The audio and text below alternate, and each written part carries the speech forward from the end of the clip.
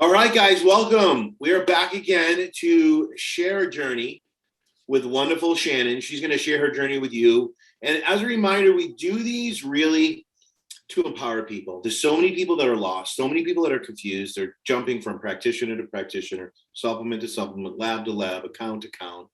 And we're just lost and we passed that balance point. And we love sharing journeys just like Shannon's because there's a lot of simplicity in it, and we want to welcome you to really share what you've been through. So Yeah, everyone, thanks go for ahead. being here, Shannon. You have quite a lot to share with us with respect to, again, as Josh was mentioning, a lot of the confusion. And Shannon and I have had the opportunity to work together, and I just felt like she's really embodied this process in a whole new way. But why don't you tell us a little bit about how you came in here and how the journey's been? Yeah, so I'm kind of the classic case of, I fell on the bandwagon of Whole30 like 7 years ago. I was doing keto. Then I sort of had this stint with plant-based. I had this sort of traumatic postpartum complication that sort of drove my nervous system into, like, I would say, the highest fight or flight, constantly seeking healing, jumping from practitioner to practitioner, taking, a dozen different supplements. And it was actually March of 2020, right before COVID hit, that I found your guys' account. And I was reading through metabolic, and it was just this whole new world. And I actually did a 15-minute consultation with Jeannie at the time. And she said, some people aren't ready to do the work. And if you're not ready, that's okay. But metabolic was such a big concept for me. And it was honestly contrary to years and years and years of advice and practitioners, that I wasn't ready to do the work. And of course, now that I've gone through a big chunk of it, I wish I had started earlier. But again, you have to, like you guys say, meet the body where it's at, meet the nervous system where it's at. Mm-hmm. And I know that I wasn't ready. So over the course of last year, I was doing a lot of research on Instagram, not really the best place to be doing research because so many people have their interpretations of what metabolic means.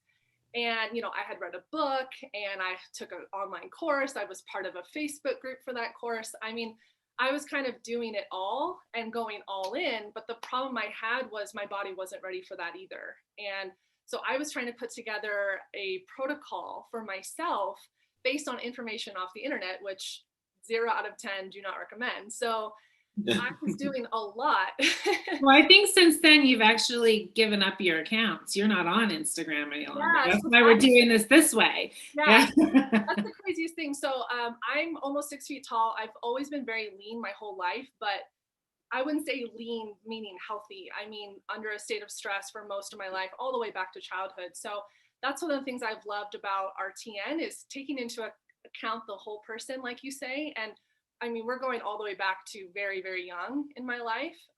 And so that tells you that the journey is not going to be even 6 months with one of you guys. It's forever, but you're going to see progress as long as you're willing to kind of go at a slow pace and do the work kind of continuously. So I had actually put on like over 50 pounds in 6 months doing metabolic eating.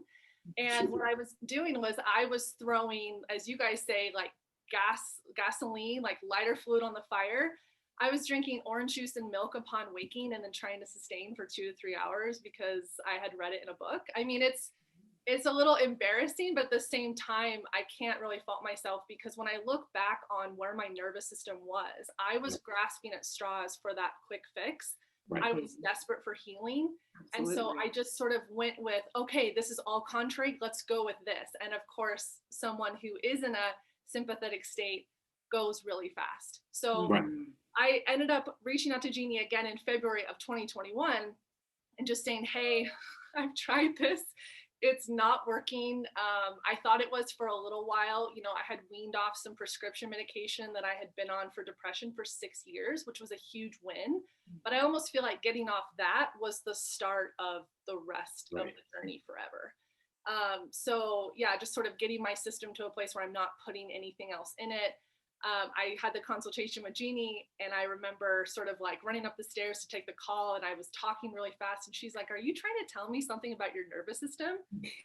I'm like, yeah, I'm a little sympathetic, huh? So Yeah, I did my first log and it was so eye-opening. I mean, I was waking up and having a glass of OJ with a piece of cheese for my first meal, and then trying to go 2 hours on that, and looking at my log, I was having a 8-ounce or 12-ounce glass of orange juice at every meal. I mean, just going pedal to pedal. Well, that's what's being promoted, unfortunately. And I think that you said something important. And this is the message we're trying to get across. And it's really challenging because even since we've started this work 20 years ago, we've always felt like it was us against the world, because everyone's pushing protocols. Everyone's just pushing food instead of really looking at the person, to treat the metabolism, instead of looking at the person behind the symptoms, looking at the metabolism behind the person and saying, what does this person need every day to thrive? And what is working for them and what is not working for them? And the problem is people just start pumping orange juice and Coke and gummies and even healthy metabolic foods in their system. The problem is they're not meeting their needs. They're just eating food. If it was that simple, none of us would be a business. But I also think what you said is important, Shannon, about knowing how sympathetic you were and just grabbing at straws for anything, right? But also recognizing that when we talk about that lighter fluid and we talk about those sticks on the fire, what happened when you started putting logs on the fire? How did that change for you? Yeah, I think that's really important when we have somebody in that state where most people are coming in. We're always looking for that stability and sustainability, right? Which those types of foods can't offer. And this is super, super common. Yeah. And I think that when you're trying to find answers on the internet, nobody's really talking about, gosh, I gained 50 pounds because nobody wants to share that. Nobody wants to share. I kind of went too fast. I went all in. I just was pushing. And I've gained all this weight. I mean, some people said 10, 20 pounds, but for someone like me, it was like, this obviously isn't working because I've reached past the point of what the internet has said is safety weight, which I've sort of unlearned that as well, that I didn't have to gain all of this weight. So I started with Jeannie, and I mean, honestly, within 3 food logs, I was like, wow, this is me. Like, I think I see who I am now. And not that I was unhappy with that, but just that I could actually see through all of the trauma, all of the grasping at straws, all of the pedal to the metal. It was like, oh, this is what's going on. I'm not in a state of rest and digest. And so she was like, I want you to find a hunk of meat, what's going to sustain you for 3 hours, and lower your carbs. You're eating like 2, 3, 4 cups of carbs at every meal, and that's the thing is on the internet, 2-to-1 ratio of carbs, 4-to-1 ratio of carbs. You just think, oh, I just need to do more carbs. And I was still deficient in protein and too high on the carbs for my physiology. And so I started eating logs, and I'm not even kidding, in 3 food logs of just doing that, my bloating was gone, my pants were looser. And I also started to see very quickly what wasn't working for me. And one of those things ended up being social media, that it's a great tool to get information out there like we're doing right now. But for someone like me, I actually saw in my log how it wasn't working for me, how it was driving me into more dysfunction. And so, that was a big step. I mean, having social media for 10 years and then just downloading information and be like, delete. I mean, I've lost touch with people, but I think at the same time, it's, if you're willing to give up the things that you can see, and that's the thing, the food log helps you see what's not working. Right. I was just going to ask you. Yeah, I mean, you see your day, and I think this is something we've always said. Everyone wants to heal until they realize what it takes to heal. And we think it just involves food and everything's just going to regulate. The problem is, and we teach this in our group, and I'm sure Jeannie said this to you, the people that really focus on the pieces and parts of their life that aren't serving them, right? Because that could be a stress, social media, right? That stress can be sympathetic or it can be dorsal vagal, depending on who you are, right? So the people that work on those pieces and really build that base within their lifestyle, the food piece becomes so much easier for them. Not saying it's like easy, but it has so much more effect on the system. And that's probably why you saw so much, let's say, change within 3 weeks, because you started to let go of the things that were 24/7 stressing you out in a sense. But I also want to acknowledge that with doing that, Shannon, because we've been talking a lot of nervous system, people are like, what, nervous system, this and that. But what's happened is that Shannon's been able to quiet down enough. Right. She's been able to observe what's going on in her life and adjust accordingly to her needs, which has allowed her to be able to observe more deeply other things that are taking place in her life and that have affected her and her response to the world, which is something we talk about so much, right? Because it isn't just about food. It's about using that food as a tool, but also observing yourself within your life and making those simple, small adaptations and adjustments and building that awareness and refining. Well, that's the key word there. That's the key word. Yeah. It's not doing Right. and just eating food. It's stepping back and creating awareness. What do I need? What do I need to thrive? And making changes and letting go of some things. And when you do that and you create that awareness, so this now is what she's you get. Stepping into some crazy opportunities here, but also continuing to observe. Your healing process is not over, is it? No. No. And I think that one of the things we talked about in our last consultation is that I sort of came into RTN thinking, okay, I'm going to heal my nervous system. I'm going to lose weight. I'm going to do all those things. And yeah, I would say in the first couple months, I lost 4 pounds, but guess what? Then I had a knee injury. Like the thing about this whole process, whether it's RTN or beyond, is real life still happens while you're trying to heal. Like you can't just say, okay, for 6 months, nothing stressful is going to happen. Right. And I'm just going to tune it all out and I'm going to focus on my food and I'm going to move and stuff. But real life happened. And, you know, I ended up tearing like a small ligament in my knee. I'm a very active person. I played all the way up to Division I soccer, which is part of the reason. And is that the first ligament that you've ever torn in your knee? No. No, So it's like the 15th. Yeah, so, right. So, or 5 months out of that injury, and I'm starting to feel like, okay, I can move more.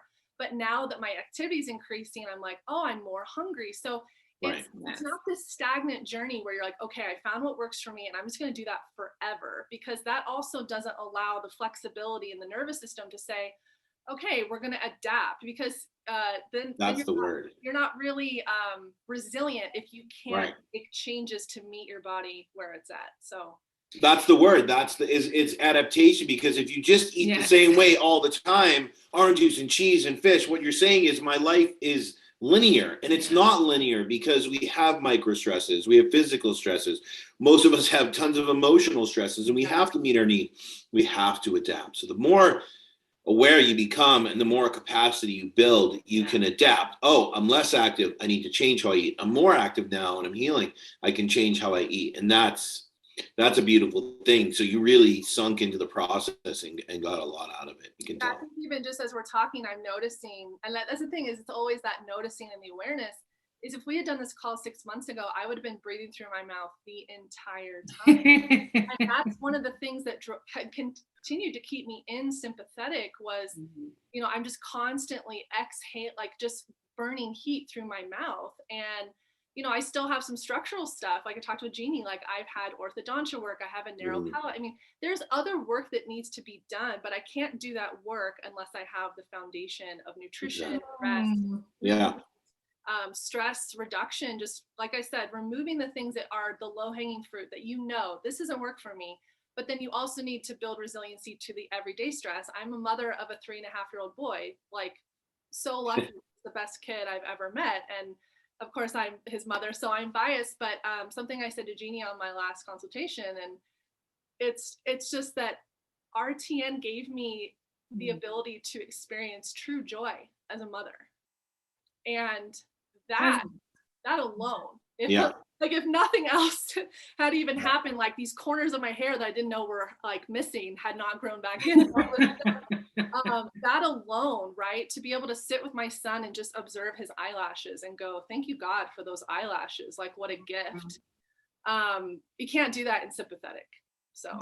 Right. I mean, most people don't feel well. And I've always said this, like half the time, if I or we get irritated with Harrison, it's not because of Harrison. No. It's because of something I'm thinking about or something I feel, or I'm thinking about an email I get. And it's like when you get to this place that you're at and you create that foundation, you're able to sink in your body and be present in your body and have that capacity. You can be present and let go of all those things and just experience everything around you. And it's amazing. Not to say it's always perfect, you know, we're human, but you can easily see the lesson, right, and be able to grow and evolve and pass that on. Yeah, You know? 100%. And I think, yeah, just the last thing maybe to mention is that with the food logs, you know, the awareness that comes, it's like when I react to my son in a certain way, I can go, oh, that's learned behavior from how I was raised. You know, I read the book No Bad Kids by Janet Lansbury. My whole world turned upside down, and I'm grateful I read it so early. But just that it's me, it's me, and that my son, especially being so young, is using my nervous system to regulate his. So when I was in chaos, I noticed there were more tantrums, more meltdowns, just more tired, more frustrated. And yes, he's a 3.5-year-old. Of course, he's going to have those moments, but I feel like they're so seldom now because he knows that there's safety with mom, and that's, like 100%. I said, just the biggest gift. So yeah. That's amazing. Thank you so much. Yes, that's so good. I love this because when Shannon and I first met, you weren't talking nervous system, right? You really dropped into this new space. And I have a feeling you're going to be doing some big, big work in these areas, which is really awesome because you do have the foundation to support it. But even in your most recent email, like you're identifying, you're seeing, it's like, whoa, wait a second. But you have the tools to reassess. You have the tools to observe. You have that awareness that you're talking about, right? That's just there and present and with you. And so good. So good. Yeah. Thank you so much for coming on here and sharing this with us. Yes. I mean, it's nice to hear the journey because I've heard so much about you, but at the same time, we want other people to hear it because it is empowering and it doesn't have to be crazy and it can really be simplistic. You just have to be ready to change, and you were. And when you create that change, the possibilities are endless. Yeah, I think you could title my journey like "More is not better." I am sort of the epitome of that principle that you guys teach. More is not better. That less is more, and you don't really know what it looks like until you actually get in and do the work. And yeah, it's really freeing. So thank you. Oh, thank you, Shannon. Thank you, Shannon. Yes. So yes, everybody, another wonderful story. We hope that, you heard something that maybe you can connect to, or, just what do I want to say? I don't know. If you have any questions, definitely comment below in the post or reach out to us to set up your free 15-minute consult. Thank you, Shannon. All right. Thank you so much. Thanks. Okay.